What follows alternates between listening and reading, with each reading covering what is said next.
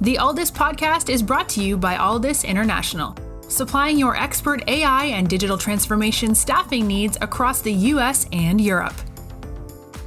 Today, you are listening to our ServiceNow series, where we interview the best and brightest of the industry to share their story, advice, and views on the exciting world of ServiceNow and digital transformation.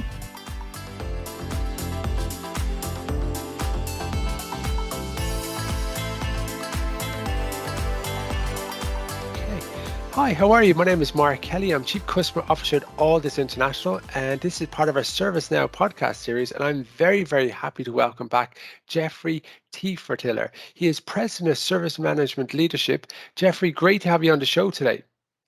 Great to be back. Thanks for inviting me. So, for people that didn't hear our first episode where you were chatting with Ben, would you mind giving a little bit of an overview about your background and journey into the world of service management and how you got to work with ServiceNow platform? Well, I've been in this space since 1994, before some of your listeners were even born, and doing service management, asset management. And over time, you start thinking tools, right? I mean, the role of the tool in service management, asset management has grown. And right now, ServiceNow is the tool for most organizations in terms of service management, asset management. And so to best leverage and do service management, asset management well, I had to be good at ServiceNow. And in fact, I was on the Asset Management Product Advisory Council for ServiceNow in 2019. Fantastic story. So when we look at the platform, it's so successful. You know, it's doing so well. The growth is off the charts, as we could all see. And we were chatting with Nicola Totica, actually, and he was our previous guest. And he had actually posed a really interesting question where he said, you know, from our point of view, we're always looking to learn and grow at ServiceNow. Could you ask our next guest, what does he think or does she think, and in terms for you now, Jeff, because you are our next guest, areas that ServiceNow could look at enhancing or maybe adding some additional, I suppose, focus on, that there may be some gaps there. And we thought actually we might lead with that question to yourself in terms of your thoughts, and you're actually from the user point of view, what you've kind of uncovered. Well, that's really interesting to me because I think ServiceNow should be applauded for the growth of in the width of their products. I mean, if we look at it over the last 5 years, it's amazing. But I think that's also created an opportunity because it is the tool for most organizations. I recently put a poll out on LinkedIn, and even the number one asset management tool is ServiceNow. And I think we'll see the number one, and you fill in the category, it'll be ServiceNow for most areas. But with that growth, it's created a lot of opportunities because that tool is so much better than the previous tool, if there was one, for organizations. And I draw the analogy of it's like going from public transportation to buying a Ferrari. There's some opportunity there. Opportunity to how do I drive? How do I maximize this Ferrari? How do I know which way to go with maps? Because, you know, if I'm riding public transportation, I don't need maps. I just get on and I get off and walk to my place. It creates so much opportunity that I think that we have to address it from that side. And if I can continue on that thought process. So when organizations implement ServiceNow, there's an opportunity for more ServiceNow to be implemented as long as the first one goes well. And there's a lot of times where it doesn't. And I just want I would pose that for ServiceNow is how do we get the first one in, whether it's the service management, to be able to address the asset and all that other stuff, but also to help the users understand the capabilities of ServiceNow. What I see often is organizations implement ServiceNow and then use 30% and complain about it. And that gets back to my Ferrari analogy, right? Like, you have to know how to drive it. You can't say, look at my pretty Ferrari over there in the parking spot. You got to understand how to shift gears and how to really open it up and take advantage. And so things like that, including how people can do their job inside this new tool, would be the ways that I would encourage ServiceNow to look at it from the user. So I think that the ServiceNow leadership should be applauded. Their growth has been awesome. They've created a great product.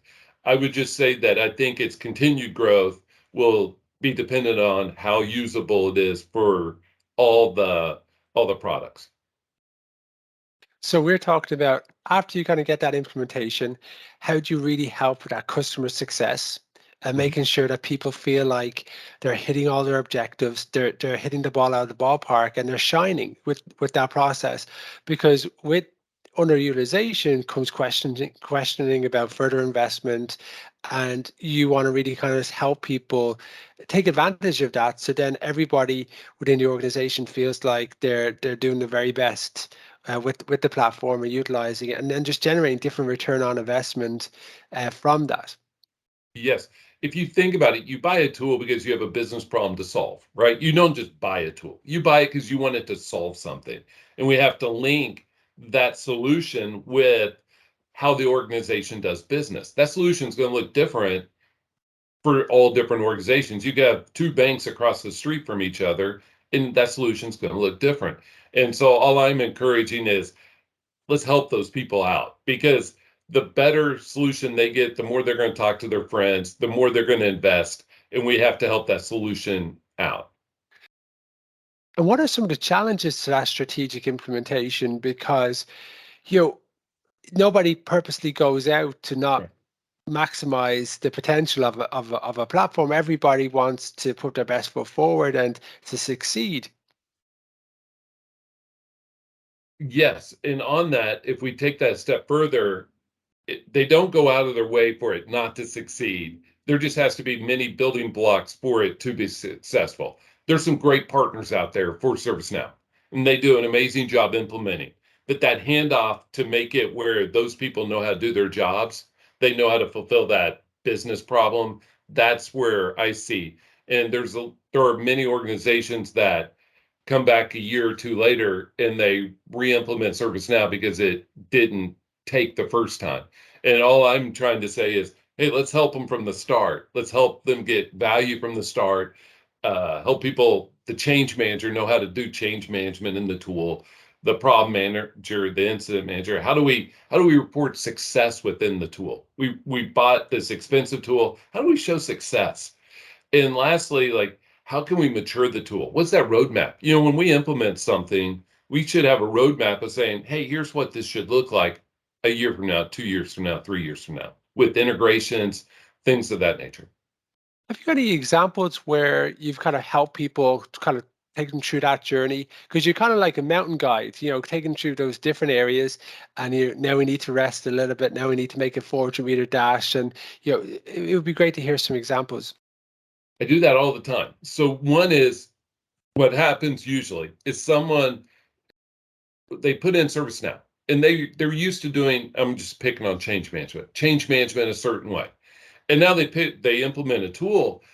They don't just adopt, they do it like we still want to do it the way we've always done it. And there's this divide that happens. And so when I come in and I try to be that bridge to help, hey, you can do it this way in the tool. You can do it this way in the tool. You can look, have you thought about doing this? And it's all those questions, because it makes not very much sense to buy a tool and not use it. And so, because the leadership wants to see their investment pay off, right? I mean, leadership put this money out there, millions of dollars a year. And so it's how do we bring those together? And I don't like to be a person that always says, here's the problems, here's the problems, here's the problems, without a solution. So I'm working on uh, a training type of organization that just shows change manager, how do you do your tool, how do you do your process in ServiceNow, how do you close incidents, how do you handle service catalogs. But getting back to your question, where many people really struggle is the implementation comes in and it's great and there's a lot of excitement. But let's take service requests. There may be 20 or 30 developed and the organization had 100 on their last tool, or they may need 100 in this tool, and they've just never had them defined. Somebody's got to go in and help them, because you have new users to the tool, new process managers to the tool, and they go that way. And where this really pops up is the CMDB. And sorry for being long-winded here, but the CMDB is where you get the most value from your ITSM tool. And so getting that right is usually a 2, 3, 4 year investment struggle. And so no way can one implementation cover that. It's got to be a maturity. And so a lot of times I'll come in and I'll help mature the CMDB, whether it's measuring the right things or whatever. Let me give you a story, since you like stories, I hope, Mark. When my last corporate job, I was director of service management for KPMG US. So I had CMDB, asset, all those kinds of stuff. The first 5 tries they did for implementing their CMDB over many years, they never got above 59%. So we started implementing good practice, and in 6 months we had it to 83%. And you would say, wow, that's amazing. No, it's just doing the foundational parts right. And that's what I'm preaching to people is, hey, you implement a tool, awesome. Let's get the most out of it by doing the foundational stuff correctly. The nice thing about that is you build up a confidence then, Yes. because what I've seen is that if you overall your stakeholders with acronyms and making them feel like they're just out of the game from the very start, they're going to be less inclined, because part of them's just going to feel they don't want to seem stupid because there's so much to learn. But if you can build that foundation, they just get more confident, and more confident they're going to try new things. They're going to start to really shout on the rooftops about what they're generating from this and how much easier it's making their life, not to mention much time they're actually sharing as well. So having that kind of foundational basics, getting the core, being able to utilize them, and then taking them on that journey that they feel like, okay, we want to do further investment because they've kind of earned the right to do that. Well, earlier I mentioned it's a business problem to solve, right? And so that means our business stakeholders have to be at the table with us on this journey. And that's where I think you're saying is, if we're solving business problems and we're able to show value, further investment will come. But we have to have that outside in viewpoint, not this is mine and we hold it tight. We have to have, this is a business problem, not an IT problem to solve. And that's why ServiceNow calls itself an enterprise service management tool, because it's solving enterprise problems, not just IT problems. Just on the data integration piece, because this can be, a consideration people can sometimes underestimate, that you need to be very conscious on the data integration strategies that you have and the complexity that they actually pose. Any advice in these areas? I would say that no matter which tool you buy, including ServiceNow, it will never be better than your data integrations. And the reason I say that is discovery gets better when you include the other integrations for CMDB. It includes other things that get better. And so I preach is your integration should have a roadmap, you should have a strategy, and you should be thoughtful, because your upgrades are going to be dependent on your integrations, because some of them could get really nasty. In addition, you also have the issues with, so we talk about integrations for our CMDB, but it also gets into some of the new products that ServiceNow is putting out. And so our integrations with our network team may be impactful for more than just ITSM. And I just pulled out network, but there's a lot of integrations out there, and we have to be thoughtful. And those integrations are what will power the investment to the next level, but we just have to be thoughtful. And I think everybody's got to have a strategy. Yeah, so just in summary, it's being fanatical about the core, building up the foundation, building that confidence, not losing track that we're solving a business problem, keeping those stakeholders together on that journey, and then just keep showing that return on investment, which is going to generate more utilization of the tool, and then it's going to further generate more opportunity to go bigger and solve more problems across the business. Oh yes, and also I want to since Alldus is a big people type company, I would also focus in that product owner role is key to success as well. Because what we're talking about here does involve the product as a perspective. Yeah. When we look at the question that you may be interested in asking our next guest, anything jump to your mind? I would get into what future products would you like ServiceNow to build to solve business problems. So I see everything through business problems. So how do we solve those better? Is it through new products? Is it through making the existing products better? Is it through the people aspect? How do we help that?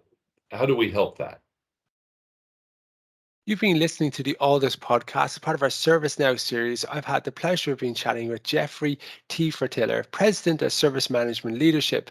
Jeffrey has been answering Nicholas Atticus, who's a blockchain developer at ServiceNow, question about how do we actually keep an eye on some of the areas that may be underutilized in ServiceNow, and some advice he's got from the user experience. And we talked a little bit about how to keep momentum going after a ServiceNow implementation, how to understand the capabilities of ServiceNow, and users who are unable to fully understand how to do their job in ServiceNow won't have the confidence to further keep going with the platform. Otherwise, if we went a different strategy of having a really strong core and foundational knowledge of the work that they needed to do initially, that's going to build confidence. It's going to build confidence around the business stakeholders as well. And ultimately, this is a business stakeholders tool that we utilize to solving problems, help generate return on investment, and making more stakeholders happy, which is also going to ensure more success for everybody altogether as well. Jeffrey, thank you so much for your time today. Thank you for having me, Mark, and I appreciate the opportunity.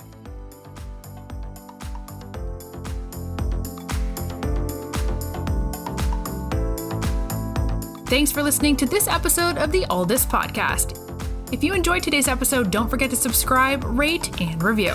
We are available on Apple Podcasts, Spotify, and any Android podcast of choice. You can also head over to our website, www.alldus.com, to listen to more podcasts, view our open roles, and stay up to date with industry news. Thanks for listening, and stay tuned for more great episodes coming very soon.